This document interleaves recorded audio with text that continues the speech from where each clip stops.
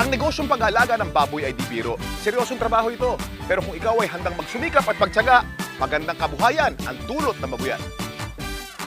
Sa buong Pilipinas, sa lahat ng lalawigan, maraming taong umasensong buhay sa negosyo ng babuyan. Kaagapay sa tagumpay ang Pigrolac at Univet. Malaki na itutulong ng Pigrolac Hog Feeds at Univet products sa pagpapalaki ng negosyo.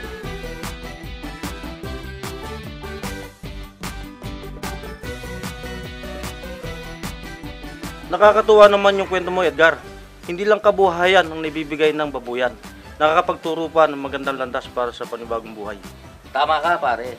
Basta't may trabahong pagkakabalahan, madaling maiwasan ang bisyo.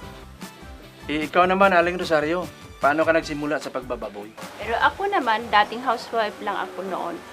Pagsasaka ang kabuhayan namin. Pero matrabaho masyado ang pagsasaka. Kawawa mister ko. Maraming problema. Pag tag-init, natutuyot ang buong taniman.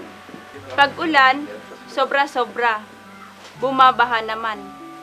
Pag minsan, nakaani naman. Kunti lang kita, lugi naman. Kaya nagsimula kami mag-alaga ng biik.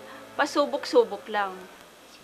Ayun na naging bagong simula namin sa buhay. Baboy Kampiyon Tip. Magandang feeds, magandang baboy. Gumamit ng Pigrolac Premium Hog Feeds na may Pigro Builders kaya malaman, malusog, magandang katawan at hindi sakitin ng baboy. Isa pang baboy kampiyon tip, walang ikakatakot kung mahusay ang iron supplement. Ang Jectran Premium ay tinuturok sa ikatlo at ikalabing-4 na araw ng mga biik.